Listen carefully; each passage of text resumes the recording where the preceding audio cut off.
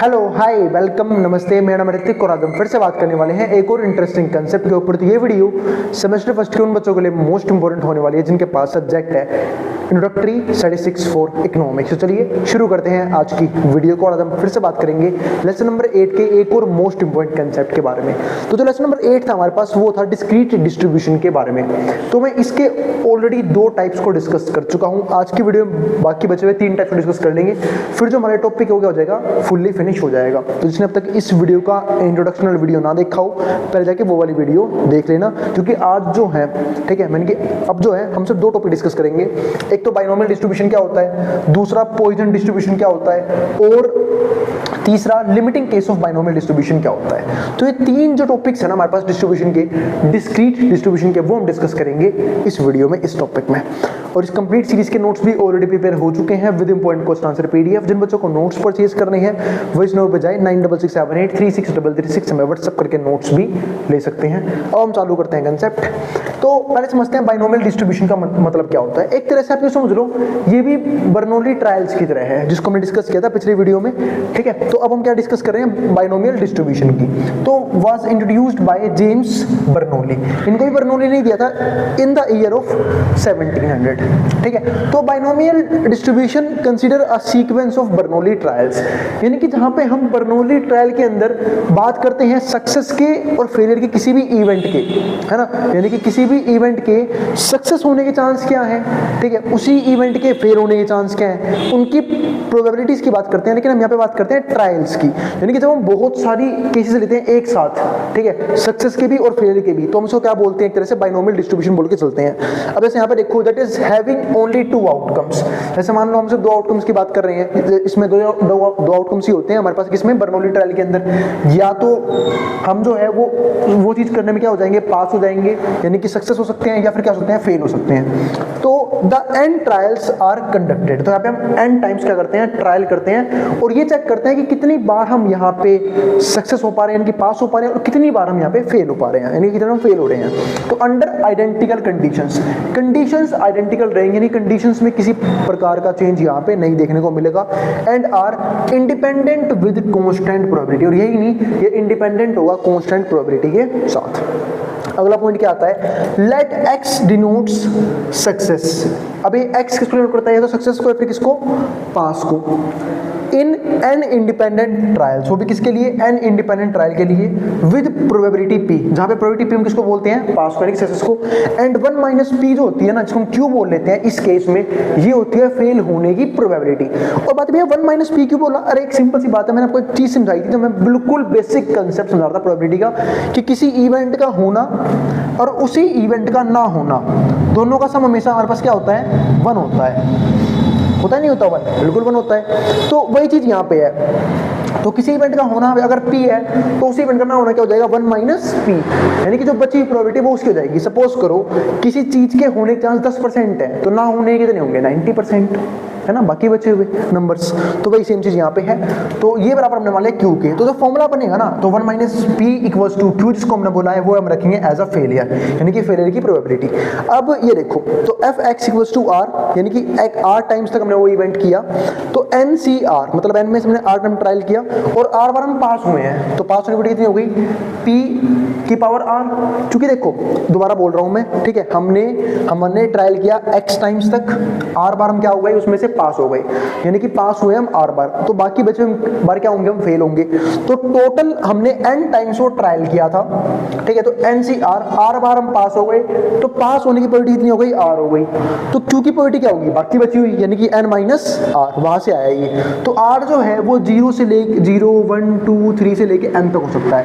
0 क्यों हो सकता है, हम एक बार भी पास ना हो, 1 का मतलब एक बार पास हो जाए, हो सकता है कि हर बार जो है हम सिर्फ क्या हो रहे हैं, पास ही हो रहे हैं। तो और जो P है उसकी वैल्यू 0 से लेकर 1 के बीच में होगी, Q है उसकी वैल्यू भी होगी 0 से लेकर 1 के बीच में होगी। क्यों होगी, क्योंकि जो P है वो भी क्या है, पास होने की प्रोबेबिलिटी, और हम सब जानते हैं प्रोबेबिलिटी हमेशा 0 से 1 के बीच में लाई करती है।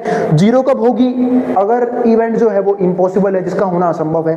1 कब होगी, जब बिल्कुल श्योर इवेंट है, जिसका होना निश्चित हो। ऐसे ही Q होने की प्रोबेबिलिटी 0 से लेकर 1 के बीच में होती है। 0 कब होगी, जब इम्पॉसिबल इवेंट हो। 1 कब होगी, जब श्योर इवेंट हो। Where n, p are parameter, जहां पे n और p पैरामीटर है किसके, बाइनोमियल डिस्ट्रीब्यूशन के। क्वेश्चन करवाऊंगा आप लोग और से समझोगे। इस टॉपिक के बाद हम डायरेक्टली क्वेश्चंस के ऊपर जंप करेंगे कि हर एक डिस्ट्रीब्यूशन में किस किस तरह के सवाल आए हुए हैं और उन्हें कैसे हम सोल्व यहाँ पे कर सकते हैं। 1 मिनट वेट करना, फिर डिस्कस करूंगा टॉपिक। चलो फिर अब आगे देखते हैं। हाँ, तो मैं क्या बात कर रहा था कि एन पी यू हमारे क्या है, पैरामीटर्स हैं बाइनोमियल डिस्ट्रीब्यूशन के। अब जो मीन है वो मीन का फॉर्मूला ध्यान रखना। मीन का फॉर्मूला क्या होता है, एन इंटू पी, ये ध्यान रखना। और वेरिएंस का होता है N into P into Q. किस केस में, बाइनोमियल डिस्ट्रीब्यूशन के केस में। आपको हर एक केस में मीन निकालने का फॉर्मूला पता होना चाहिए और वेरिएंस निकालने का फॉर्मूला पता होना चाहिए। और इसी को वैसे ही बोल सकते हैं N P 1 minus Q, sorry 1 minus P, क्योंकि एक ही बात है, एन पी क्यू कर लो वेरिएंस, या फिर एन इंटू पी। हमने क्यू किसका नाम रखा था, फेलियर के प्रोबेबिलिटी यानी कि 1 माइनस पी का, तो 1 माइनस पी कर दिया क्यू को रिप्लेस करके, तो वो एक ही बात है। ठीक है, अब अगला पॉइंट समझते हैं यहाँ पे। अगला डिस्ट्रीब्यूशन टाइप जो हमारा है, पॉइजन डिस्ट्रीब्यूशन क्या होता है वो समझते हैं। तो Poisson distribution was developed by Simon Denis Poisson in 1837। ये 1837 में आया था, यानी कहता हूँ इसे बाइनोमियल डिस्ट्रीब्यूशन के बाद में आया था, क्योंकि बाइनोमियल डिस्ट्रीब्यूशन कब आया था, 1700 में आ गया था। ठीक है, तो हमें टाइम पीरियड से क्या लेना देना, तो ऐसा क्वेश्चन आएगा भी नहीं, तो बाकी जो भी ध्यान देते हैं। तो here the random variable x represent successes in specific interval. तो जहाँ पे हम रैंडम वेरिएबल x जो है वो क्या रिप्रेजेंट करता है कि किसी भी स्पेसिफिक इंटरवल के बीच में, किसी भी स्पेस के बीच में कितनी बार हम सक्सेस हुए हैं उस चीज़ को। मतलब किसी भी स्पेस को जो हम देखते हैं या किसी भी टाइम पीरियड को जो हम देखते हैं, तो उस टाइम पे सक्सेस हम कितनी बार हुए हैं उसको हम यहाँ पे क्या बोलते हैं, पॉइजन डिस्ट्रीब्यूशन बोल के चलते हैं। It's probability mass function is given by. अब इसका जो प्रोबेबिलिटी मास फंक्शन है जिसको हम प्रोबेबिलिटी डिस्ट्रीब्यूशन फंक्शन भी बोल के चलते हैं, जहां पे मैंने आपको ये सिखाया था कि किसी भी रैंडम वेरिएबल x के लिए हम कैसे प्रोबेबिलिटी को डिस्ट्रीब्यूट यहाँ पे कर सकते हैं, है ना। तो वो चीज़ यहाँ पे है। तो यहाँ पे जो हमारा है function F X equals to X E की पावर माइनस लैम्डा, लैम्डा की पावर x, और यहाँ पे क्या है एक्स फैक्टोरियल। अब जो x की वैल्यू है 0 भी हो सकती है, 1 भी हो सकती है, 2 भी, 3 भी, यहाँ तक हमारे पास क्या हो सकती है। और लैम्डा जो हमारा क्या होगा, ग्रेटर देन 0 रहेगा यहाँ पे, और 0 अदरवाइज। ये हमारा हो गया formula. Where lambda represent average number of success, के एवरेज नंबर ऑफ सक्सेसेस क्या है, कितनी बार जो है हम एवरेजली सक्सेस हुए हैं। दूसरा हमारे पास क्या है, एक्सपेक्टेशंस, वो है इसका आंसर लैम्डा। वेरिएंस कितना है वो भी हमारे पास क्या है, लैम्डा। मीन एंड वेरिएंस वो भी क्या है हमारे पास यहाँ पे, लैम्डा ही है। ठीक है, दोनों की वैल्यू लैम्डा ही है। इसमें यानी कि सबसे इंपॉर्टेंट फैक्टर अगर हम समझ सकते हैं तो वो लैम्डा ही है, क्योंकि एक्सपेक्टेशन या फिर एक्सपेक्टेड वैल्यू भी लैम्डा बन रही है। ठीक है, वेरिएंस भी लैम्डा बन रहा है, मीन और वेरिएंस दोनों लैम्डा ही है। ठीक है, अब एग्जांपल समझते हैं ऐसे केसेस में, जैसे कि number of deaths in an area during the month. क्योंकि इस केस में आप ये समझ सकते हो कि जहाँ पे हम दो टाइम के बीच में या फिर दो स्पेस के बीच में हम जो है रैंडम वेरिएबल एक्स ट्रीट करते हैं। जैसे यहाँ पे देखो आप, जब मैं नंबर ऑफ डेथ्स की बात करी तो नंबर ऑफ डेथ्स जो है वो तो हम कैसे भी देख सकते हैं, 1 साल के अंदर, 10 साल के अंदर, 1 महीने के अंदर। तो जब हम किसी टाइम पीरियड के अंदर डाटा कलेक्ट करते हैं तो उस केस में हम जो है वो पॉइजन डिस्ट्रीब्यूशन यूज करते हैं, क्योंकि आपको डिफरेंशिएट करना आना चाहिए। क्योंकि एग्जाम में हो सकता है आपको क्वेश्चन दे और ये ना बताए आपको कि ये किस तरीके से इसकी प्रोबेबिलिटी या फिर इसका प्रोबेबिलिटी मास फंक्शन या डिस्ट्रीब्यूशन फंक्शन निकालना है। तो वैसे केसेस में आपको डिफरेंस करना आना चाहिए कि कब हमें बाइनोमियल डिस्ट्रीब्यूशन यूज करना है, कब मुझे बर्नौली ट्रायल यूज करना है। ठीक है, तो ये सब चीजें जो है ना मुझे ऑलरेडी पहले ही पता होनी चाहिए। तो वही चीज यहाँ पे देखते हैं। तो number of deaths in an area during a month, या फिर अगला क्वेश्चन देखो, अगला एग्जांपल देखो, number of car arriving at parking. आप ये देख रहे हो कि एक पर्टिकुलर टाइम पे, एक गिवन पीरियड ऑफ टाइम पे कितनी कार जो है वो पार्किंग के अंदर आती है। अगला, number of errors made by typist पर पेज जो है नंबर ऑफ एरर्स कितने आ रहे हैं टाइपिस्ट के, वो इसके अंदर आएंगे। या फिर नंबर ऑफ डिफेक्टिव बल्ब है ये, defective bulb in a manufacturing unit, एक मैन्युफैक्चरिंग यूनिट में कितने जो है वो बल्ब हैं वो डिफेक्टिव हैं। Average number of customers per hour at a shop, एक घंटे में एक शॉप के ऊपर एवरेज नंबर ऑफ कस्टमर्स कितने हैं, वो सब जो है वो कहीं ना कहीं इस पर्टिकुलर टॉपिक का एग्जाम्पल यहाँ पे बन सकते हैं। अब आगे समझते हैं limiting case of binomial distribution, यानी कौन कौन सी लिमिटिंग वैल्यू है बाइनोमियल डिस्ट्रीब्यूशन की। अब ये भी समझ लेते हैं।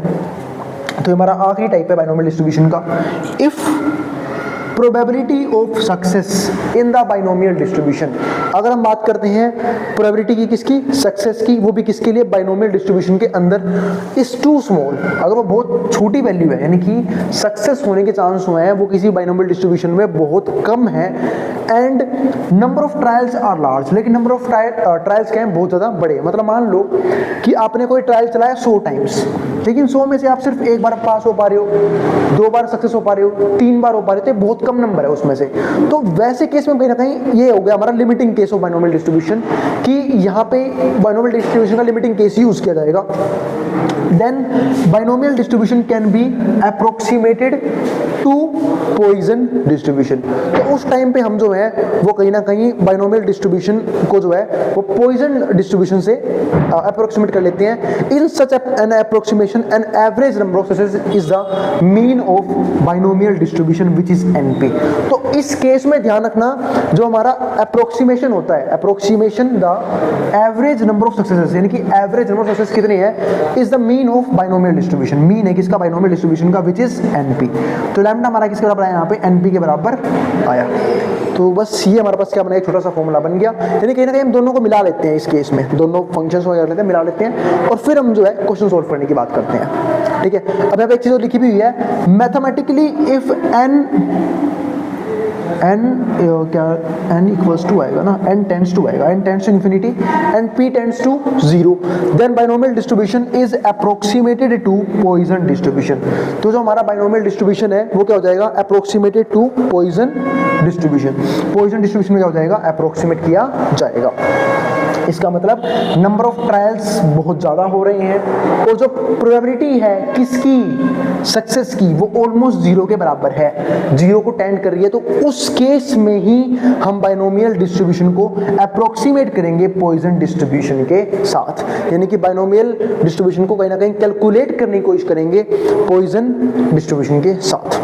फॉर एग्जाम्पल, अब यहाँ पे एक एग्जाम्पल लिखा हुआ है, इस क्वेश्चन को हम करेंगे, पर जब करेंगे पहले आप यहाँ तक का उतार लो, फिर मैं सीरीज करता हूँ, फिर हम क्वेश्चंस के बारे में ही बात कर लेते हैं कि कैसे कैसे क्वेश्चन जो है यहाँ पे हमारे पास एग्जाम में आ सकते हैं। पहले यहाँ तक का जिसको जो उतारना उतार ले। और हाँ भाई, अगर वीडियो पसंद आई है तो वीडियो को लाइक किए बिना मत जाना, और चैनल को सब्सक्राइब भी कर देना इसी वीडियोस के लिए, उन बच्चों में शेयर भी कर देना जिन बच्चों का एग्जाम होने वाला हो सेम सब्जेक्ट का। अब पहले जहाँ तक जिसको जो उतारना उतार सकता है, मैं बोर्ड के सामने से, फिर डिस्कस करेंगे क्वेश्चन को। चलो फिर अब आगे देखते हैं इस क्वेश्चन का आंसर। अभी एक एग्जांपल लिखा हुआ है, वो क्या है, probability of ineffective Covid vaccine. एक इनइफेक्टिव कोविड वैक्सीन है, उसकी प्रोबेबिलिटी क्या है, 0.002। Determine that out of 1000 individuals, अगर 1000 इंडिविजुअल्स की हम बात करते हैं, फर्स्ट क्या है, exactly 2 will suffer Covid infection after vaccinated. अब मैं कोई चीज़ समझाता हूँ कि हम सक्सेस और फेलियर डिटरमाइन कैसे करते हैं। देखो, जिस चीज़ की हमें प्रोबेबिलिटी निकालनी है उससे हम सक्सेस मान के चलते हैं, और उसके अपोजिट को फेलियर। अब मुझे निकालना क्या है, तो 2 will suffer Covid infection after vaccinated, कि वैक्सीनेशन के बाद भी 2 क्या हो जाएगा, कोविड हो जाएगा। अब जो वैक्सीनेशन इनइफेक्टिव है उसकी प्रोबेबिलिटी क्या है, 0.002। अगर मैं इसे कन्वर्ट करूँ तो क्या आएगा, 2/1000। बताइए 2/1000 कैसे भाई, वो इस 1000 को देख के नहीं है, आप इसको यूं भी कन्वर्ट कर सकते हो। पॉइंट के यहाँ पे 3 डिजिट है, तो 1 के बाद 3 जीरो आ जाएगी, 2/1000 आ गया।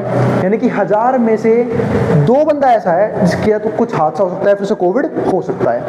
तो अब ये देखो कि सक्सेस होने की प्रोबेबिलिटी कितनी कम है। जब मैं आपको Poisson limiting case of binomial distribution पढ़ा रहा था, मैंने यहाँ पे क्या समझाया था कि एक ऐसा बाइनोमियल डिस्ट्रीब्यूशन जिसके ट्रायल्स बहुत बड़े हो, क्योंकि ट्रायल्स कितनी है, 1000 नंबर्स तक, लेकिन सक्सेस के चांस क्या है, बहुत कम, सिर्फ 2 जनों को हो रहा है। तो ऐसे केस में हम जो है वो कहीं ना कहीं बाइनोमियल डिस्ट्रीब्यूशन को अप्रोक्सीमेटली कन्वर्ट कर देते हैं पॉइसन डिस्ट्रीब्यूशन के साथ। अब वही चीज यहां पे समझते हैं। अब देखो P कितना है, प्रोबेबिलिटी है 0.002, सक्सेस होने की प्रोबेबिलिटी है ये, यानी कि P ऑलमोस्ट 0 को टेंड करने की कोशिश कर रहा है, और N देखो कितना बड़ा है, क्यों, 1000 ट्रायल्स हैं। तो so binomial distribution will be approximate to Poisson distribution. तो जो बाइनोमियल डिस्ट्रीब्यूशन है वो ऑलमोस्ट किसकी तरह होगा, पॉइसन डिस्ट्रीब्यूशन की तरह होगा, with lambda equals to NP। अब लैम्डा क्या है, 2/1000 इंटू में 1000 खत्म हो गया, 2 हमारे पास क्या आ गया, आंसर आ गया। अब यही चीज यहाँ पे देखो, fx बराबर 2, एफ एक्स बराबर 2। हमने यहाँ पे क्या रखा, x से 2 रखा, यानी कि क्योंकि हमें एग्जैक्टली दो बंदों को ही जो है कहीं ना कहीं इन्फेक्शन हमें दिखाना था कि दो बंदे ऐसे हैं जिनको वैक्सीनेशन के बावजूद भी कोविड हो गया है। ठीक है, तो x बराबर 2 लिया हमने। अब 2 लिया, फॉर्मूला सबको याद ही होगा, फॉर्मूला पुट कर दिया, e की वैल्यू -2। ठीक है, फॉर्मूला क्या होता है, e की वैल्यू माइनस लैम्डा, लैम्डा 2 है ना, 2/1000, यहाँ पे 1000 तो लैम्डा 2 आई। ठीक है, और यहाँ पे क्या होता है 2 की पावर हमारे पास लैम्डा, और नीचे हमारा होता है 2 फैक्टोरियल, आप ये समझ लो। ठीक है, तो यहाँ पे क्या हो जाएगा, e की पावर -2, 2 की पावर 2 तो 2 फैक्टोरियल। अब वही चीज़ यहाँ पे देखो, ठीक है, और ये 2 क्यों आया, ये किसी भी ध्यान रखना, n फैक्टोरियल है एक तरह से ये। ठीक है, या फिर p फैक्टोरियल, सक्सेस होने की प्रोबेबिलिटी यहाँ पे लिखते हैं हम। 2 क्यों आया, क्योंकि यहाँ पे 2 ही केस हैं। ठीक है, तो ये आ गया हमारे पास यहाँ पे। ठीक है, तो 2 फैक्टोरियल आ गया। एक मिनट रुकना बस, एक मिनट। तो चलो अब देखते हैं। हाँ, तो मैं अब एक चीज़ समझा रहा था, वो फॉर्मूला हमने अपने हिसाब से लिया था। ये फॉर्मूला एक्जैक्टली ये वाला फॉर्मूला है, e की पावर माइनस लैम्डा, यहाँ पे लैम्डा की पावर x, और यहाँ पे क्या है x लैम्डा, वो चीज़ यहाँ पे पुट कर दी। लैम्डा की वैल्यू कितनी आई हमारे पास, यहाँ पे कितनी आई, सिर्फ 2 आई थी, तो e की पावर -2, लैम्डा की 2 आई तो 2 की पावर x, x क्यों, क्योंकि हमें 2 ही बार देखना है सक्सेस को, तो 2 की पावर 2 आ गया, और नीचे भी क्या है x फैक्टोरियल, तो क्या हो जाएगा 2 फैक्टोरियल। अब इसकी वैल्यू सोल्व करना, आप लोग सोल्व करना, बता देता हूँ। e की वैल्यू उसमें बतानी है, e की वैल्यू जो होती है ना, वो होती है 2.718 समथिंग, उसे यहाँ पुट कर देना, आप लोगों का आंसर आना शुरू हो जाएगा। 2 की पावर 718 की पावर -2, ठीक है, वो आप कैलकुलेशन में कर लेना। और फैक्टोरियल का मतलब भी समझा देता हूँ। फैक्टोरियल का सिंपल सा मतलब क्या होता है, किसी भी नंबर को 1 तक मल्टीप्लाई करोगे। फॉर एग्जांपल कहीं पे लिखा है 5 फैक्टोरियल, 5 फैक्टोरियल का मतलब क्या होता है, 5 × 4 × 3 × 2 × 1, 2 फैक्टोरियल 2 × 1, 3 फैक्टोरियल 3 × 2 × 1, वो चीज़ है। यूँ सॉल्व होता है, ये कैलकुलेट कर लेना, आपका आंसर ये आएगा 0.2706। अब सेकंड पार्ट उसने क्या बोला यहाँ पे, more than 2 will be suffer from infection, 2 से फालतू।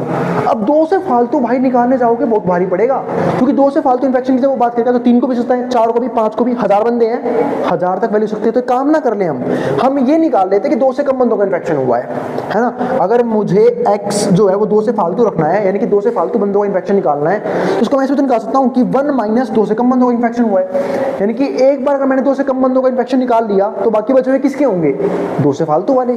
ठीक है, तो वो चीज़ कर दी हमने यहाँ पे, 1 में से माइनस कर दिया, क्योंकि वरना भाई बहुत बड़ा क्वेश्चन बन जाएगा ये अगर हम ऐसे निकालने बैठ जाएंगे। क्योंकि more than 2 will suffer from infection, कि 2 से फालतू लोगों को इन्फेक्शन हो रहा है, तो 2 को भी सकता है, 3 को भी, 4 को भी, 5 को भी, 6 को भी, 10 को, 50 को, 100 को, 1000 तक हो सकता है ऐसे। तो बहुत से केस बन जाएंगे। तो इसलिए हमने यहाँ पे क्या कर लिया कि भाई हमने मान लिया कि हम वो निकाल लेते कि 2 से कम बंदों को इन्फेक्शन हुआ है, उसको 1 में से माइनस कर लेंगे। अब 2 से कम बंदों को इन्फेक्शन का मतलब यहाँ पे क्या है, या तो किसी को भी इन्फेक्शन नहीं हुआ, 0 लोगों को इन्फेक्शन हुआ है, या 1 को हुआ है या 2 को हुआ है, यही हो सकता है। ठीक है, तो अब इन सबके हमने प्रोबेबिलिटी निकाली किस वाले फॉर्मूले से, इस वाले फॉर्मूले से, यानी कि पॉइजन डिस्ट्रीब्यूशन यहाँ पे यूज कर लिया। e की पावर -2, लैम्डा की वैल्यू -2 आई थी, 2 की पावर 0, क्योंकि x अभी 0 है, ये रहा 0 है, 0 फैक्टोरियल। और ध्यान रखना 0 फैक्टोरियल की वैल्यू 1 होती है। जब यहाँ पे रखेंगे तो e की पावर -2, 2 की पावर 1, ठीक है, क्योंकि x 1 है, और यहाँ पे 1 फैक्टोरियल, e की पावर -2, क्योंकि 2 तो लैम्डा है, तो 2 की पावर में 2 रखेंगे, क्यों, क्योंकि x 2 है, और नीचे आएगा 2 फैक्टोरियल। इसको हमने सोल्व किया ही था, कितना आंसर आया था, ये रहा 0.2706। इसका भी सेम आएगा 0.2706। इसका हमारे पास क्या आएगा 1353। ठीक है, ये आ गया। इन सबको टोटल कर लो, 1 में से माइनस कर देना, आंसर आएगा 0.3235, यानी कि 0.3235 चांसेस है कि 2 से कम बच्चों को क्या होगा, इन्फेक्शन, यहाँ पे कोविड की वैक्सीनेशन के बाद भी इन्फेक्शन होगा। ठीक है, अब मिलेंगे अगली वीडियो में। अगर वीडियो पसंद आई हो तो वीडियो को लाइक किए बिना मत जाना, और चैनल को सब्सक्राइब भी कर देना ऐसी वीडियोस के लिए। उन बच्चों में शेयर भी कर देना जिन बच्चों का एग्जाम होने वाला हो सेम सब्जेक्ट का। ठीक है, और भाई ऐसी नोट्स कर दिया करो, कुछ लोग की पता नहीं क्या गंदी आदत होती है कि पूरी गली में और में जाते हो जाना है। ठीक है, अब मिलेंगे अगली वीडियो में।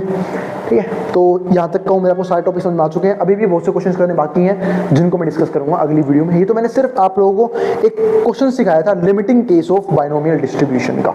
ठीक है, आने वाली वीडियोज़ में हम कुछ और न्यूमेरिकल्स भी डिस्कस करेंगे इस टॉपिक के ऊपर। ठीक है, तो उम्मीद है आप लोगों को वीडियो पसंद आ रही है, और फिर भी कोई भी डाउट हो, कोई भी सजेशन हो, आप कमेंट बॉक्स में कमेंट कर देना, मैं उस क्वेरी को सोल्व करने की पूरी कोशिश करूंगा। ठीक है, अब मिलेंगे अगली वीडियो में with new concepts and new questions.